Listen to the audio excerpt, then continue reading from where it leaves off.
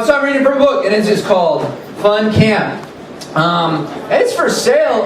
We'll do it for $10 tonight. Why not? And my friend Art Felt is here in the front, and he's got a box of them. So you could give him money, you could give me money, and if you would like one. Fun Camp. This first one's called No Moms for Miles. It's best to think of the rules as opportunities. No coffee, no energy drinks, no unprescribed speed, no sharing prescribed speed, no unprescribed cola, no bowls, bongs, spliffs, one-hitters, some hitters, kooks, lewds, spanks, syringes, or nards. No paraphernalia, except in skits. No peanut butter within 30 feet of the following campers: Piper, Caden, Braden, Persephone, Big John, Little Jack, Tall Eddie, and all three Britneys. No flasks, no flask pockets, no trench coats, no unregistered firearms, no colors that have been gang colors, no unprovoked limping, no weakness, no allergies, no glasses, no thinking of pulling the prank of the century and then not doing it, no heat strokes during afternoon rec hour, no exemptions from afternoon rec hour, no boys and girls cabins. Leave room for the spirit on the slow dance. Dance with everybody, especially the kitchen staff, especially poor Putty. In the event of confusing arousal, play some basketball. If that doesn't help, Nurse Nadine's muscle relaxants taste like Jolly Ranchers. If someone mocks you, laugh with them. During small groups, open up. During one-on-ones, be real. During quiet times, emote. No not singing, no unfun thoughts, no holding back. Half a forest got burnt down for you to live it up. Dear Mom, I miss you and Dad and our house and Johannes. Please show him pictures of me while feeding him treats. Please keep Deirdre out of my room and punish her if you catch her in there.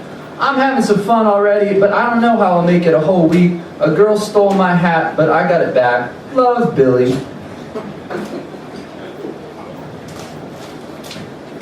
There are limits. Were you there when he got out of the lake shimmering, holding a mackerel he caught by hand? Out of that dumpy muck, somehow smelling better than ever, like melted butter with lemon? I am planning on waiting. He's only looked at me 4 times in 2 years. I'm simply saying that if Tad Gunnick took me on a nature stroll and pointed out various floras and faunas and told me that, frankly, clothes have always been a pet peeve of his, I would do what I could not to bother him.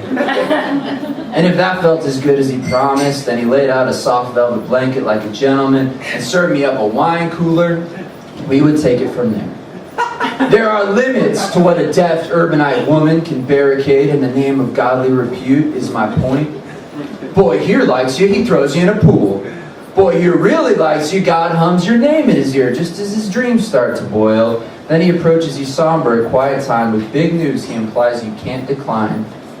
Back when I was in Girls Cabin 3, I got off on that just fine. But God must love a beauty in a spaghetti string tank top because my dream card filled up quick.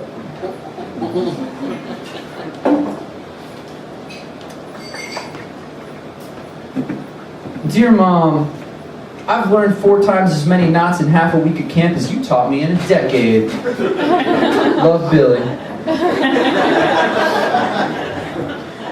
All you first-timers with deadbeat dads, the returners can tell you that camp is catnip to those bastards.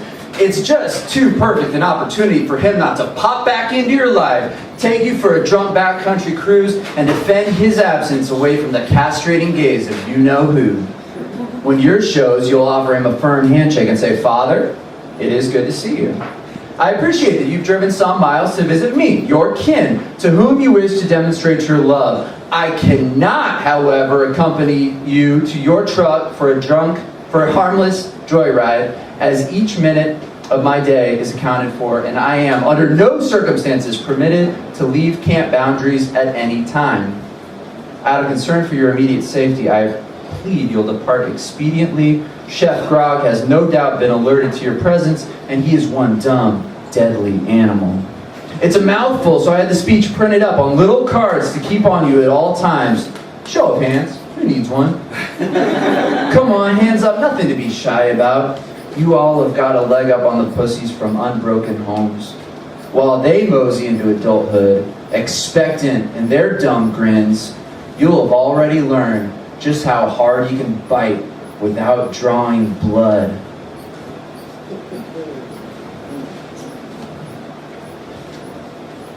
Dear Mom, I'm daring to ask a lot of big questions this week. I thought you should know. Billy.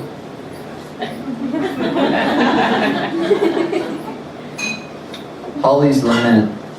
I've always been baffled by words, how people just hold you to things you said, just because you said them. Wheelchair accessible, for example, is nothing but a beautiful, meaningless expression until it is suddenly, unexpectedly a promise. Dear Mom, though a tactical failure, the Vietnam War really was waged with admirable intentions. Eager to hear your thoughts. Billy. On constitutionality, the handbook is sort of ambiguous about the legality of lake pirates, Darla, though it does define them. Lake pirates are a brigade of scrappy nautical youngsters, traditionally from Boys Cabin 3, who scourge Lake Powhatchee in their mighty canoe, tipping the boats of unsuspecting girls. And see, here's an ink drawing. The caption reads, "Boys being boys." So it's tricky. Boat tipping is a sort of institutional prank of the century. I can tell you that the ferocity with which they tipped you was absolutely not intentional. The lake pirates are often kind and flirtatious and even apologetic when landlocked. That when you explain the personal value of the necklace that's now forever lost on the lake floor, that their faces will become contrite, their hmms thoughtful, and their nods emphatic. They may even mean it, but make no mistake, they will tip you again.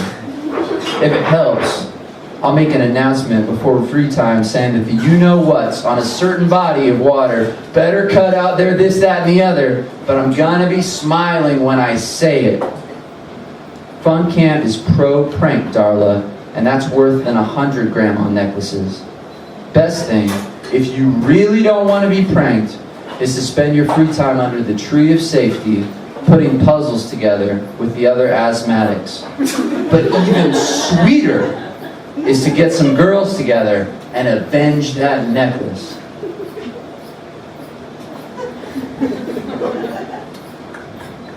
Dear Mom, it's dawning on me the disadvantage I'm at having been raised in a bilingual household.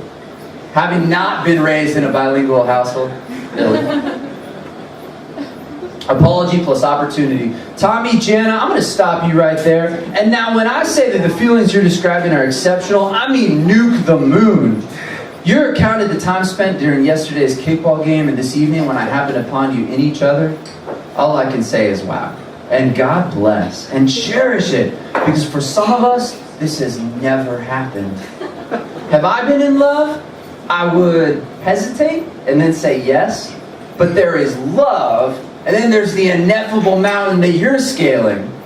To review, you both share the same favorite show, favorite movie, favorite band, favorite song. You both run track, and you both find camp a little immature. Now what I need to secure from you now are 2 swears on this copy of Camp Bylaws for the Hardy and True that you won't let my uninformed intrusion dampen your beginnings. There's an expression for the look that the 2 of you are giving each other right now, and that is married in our hearts. And when such looks are exchanged from 2 consenters aged 15 and up, the Lord winks and turns away. And so too shall I. What happens next is, I'm going for a 40-minute nature walk, and you will find my cabin unlocked.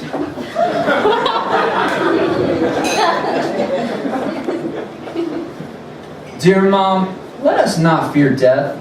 There is too much to do while yet on this earth. Billy. Thank you guys so much. This is the last one I'm going to read to you.